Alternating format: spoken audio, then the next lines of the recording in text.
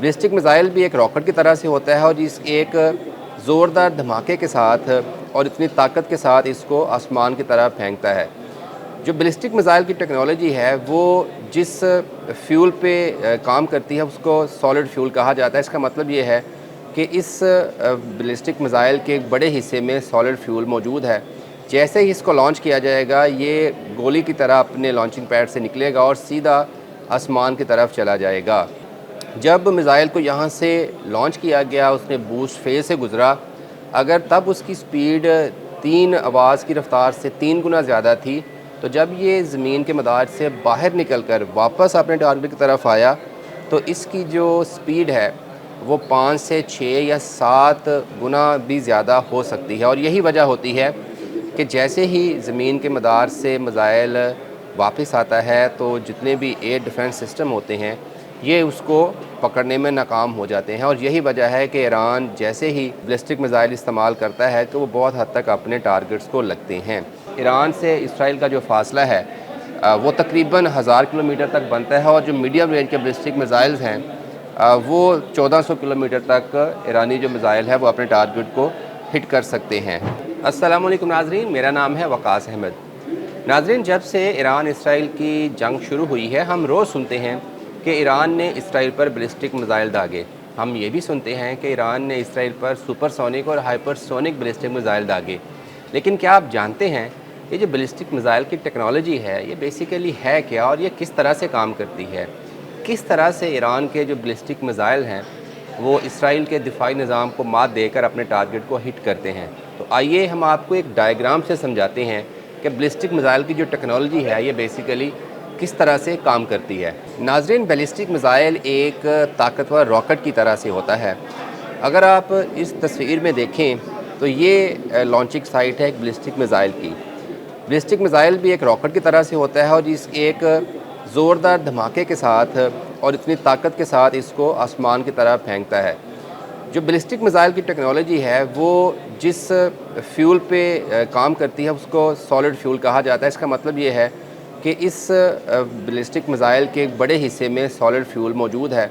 जैसे ही इसको लॉन्च किया जाएगा ये गोली की तरह अपने लॉन्चिंग पैड से निकलेगा और सीधा आसमान की तरफ चला जाएगा। और ये इतना ऊपर जाता है कि जो ज़मीन का मदार है उससे ये बाहर निकल जाता है। तो बेसिकली ये 3 फेजेज़ में काम करता है। पहला फ़ेज़ जो है जब इसको लॉन्च किया जाता है तो उसको हम बूस्ट फेज़ कहते हैं। इसको बूस्ट फेज़ इसलिए कहा जाता है क्योंकि इस फेज़ में जो इसमें फ्यूल होता है वो बैलिस्टिक मिसाइल को ऊपर लेके जाता है। फिर उसके बाद मिड कोर्स फेज़ शुरू होता है। इसका मतलब ये है कि जैसे ही बैलिस्टिक मिसाइल ज़मीन के मदार से बाहर निकला, जो रॉकेट का और फ्यूल वाला हिस्सा था, जो इंजन था, वो वॉरहेड वाले हिस्से से अलहदा हो गया। अब सेकंड फ़ेज़ में जो बैलिस्टिक मिसाइल है वो बग़ैर किसी इंजन की पावर के काम करता है क्योंकि जब सेकंड मदार में जाता है तो कश्श शकल भी कम हो जाती है। लेकिन क्योंकि पहले फ़ेज़ में उसको इतनी ताकत मिली होती है कि वो ज़मीन के मदार से निकलने के बाद भी कुछ सफ़र तय कर सकता है। तो जैसे ही बैलिस्टिक मिसाइल फ़ेज़ 1 से फ़ेज़ 2 में यानी ज़मीन के मदार में दाखिल होगा तो जो उसका इंजन वाला और फ्यूल वाला हिस्सा था वो अलहदा हो चुका है। तो इसके आगे एक और छोटी सी मोटर जिसको आप कह सकते हैं वो लगी होती है जो उसको डायरेक्शन बताती है कि आपने आगे किस तरफ जाना है। फिर सेकंड फ़ेज़ में वही जो वॉरहेड है और मिसाइल का जो बचने वाला हिस्सा है वो अपनी डायरेक्शन अपने टारगेट की तरफ तय करता है। और जब उसको ये यकीन आ जाता है कि अब अगर वो ज़मीन की तरफ नीचे आएगा तो अपने टारगेट को हिट करेगा। तो जैसे ही मिसाइल अपना जो फ्रंट हिस्सा होता है वो ज़मीन की तरफ टर्न करता है तो कश्श शकल की वजह से जो मिसाइल है वो अपने टारगेट की तरफ आना शुरू कर देता है।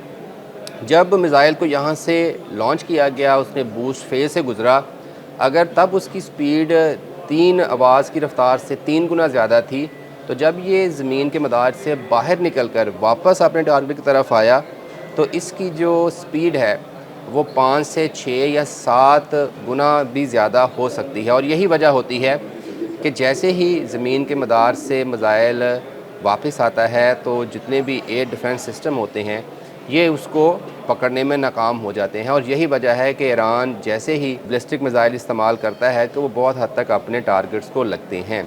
लेकिन हमने ये भी सुना कि ईरान जो है वो सुपरसोनिक और हाइपरसोनिक मिसाइल भी इस्तेमाल कर रहा है। तो बेसिकली उनका जो सफ़र है अपने लॉन्चिंग पैड से निकलकर अपने टारगेट को हिट होने का, वो भी इन्हीं 3 फेजेस पर मुश्तमिल है। फ़र्क सिर्फ ये है कि जो सुपरसोनिक है और हाइपरसोनिक मिसाइल हैं वो जब मिड फेज़ में पहुंचते हैं ज़मीन के मदार से बाहर, तो वहाँ पर उनमें एक एक्स्ट्रा एक लिक्विड है जिसको नाइट्रोजन भी कहते हैं, वो स्टोर किया होता है। और जैसे ही वो उसकी मशीन या उसको मैनूवरिंग जो व्हीकल कहते हैं वो एक्टिवेट होती है, तो वो मिड फेज़ में भी जो मिसाइल की स्पीड है उसको मज़ीद बढ़ा देती है।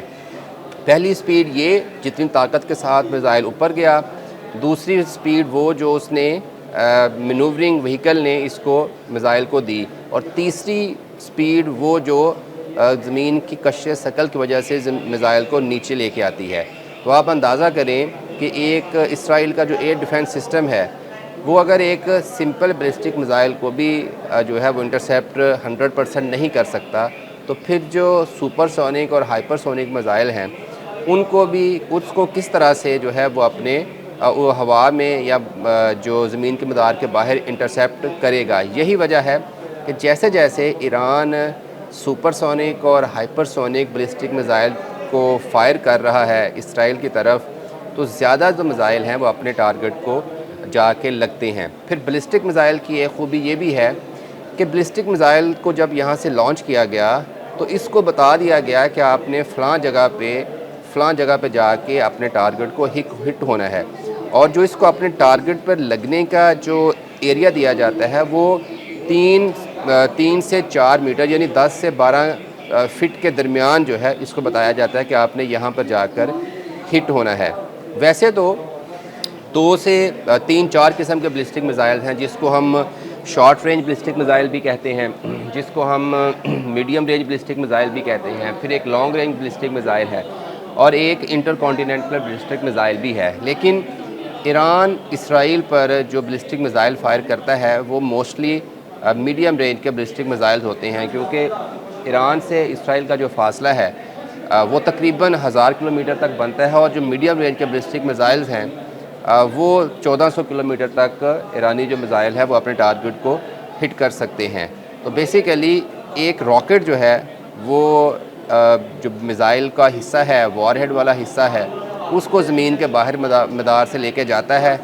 वहाँ से जो है वो उसी कुव्वत के साथ अपनी डायरेक्शन तय करता है और बग़ैर किसी पावर के आके अपने टारगेट को हिट किया करता है। बैलिस्टिक मिसाइल की जो जर्नी है यानी कि उसकी ट्रैवलिंग जो है, जैसे अब ईरान से इसराइल में एक बैलिस्टिक मिसाइल जो है वो 10 से 12 मिनट में पहुंचता है, तो उसमें से सिर्फ 3 या 4 मिनट जो हैं जो सफ़र इसका ज़मीन से लेके ज़मीन के मदार के बाहर निकलने तक है वो सिर्फ इंजन की पावर से करता है, जबकि उसके बाद जो बाकी सारा सफ़र है वो सिर्फ ज़मीन की कशिश के हिसाब से करता है। और यही वजह है कि ईरान के जो बैलिस्टिक मिसाइल हैं, हाइपरसोनिक हों या फिर वो सुपरसोनिक हो, वो इसराइल के लिए आए रोज़ दर्द सर बन रहे हैं।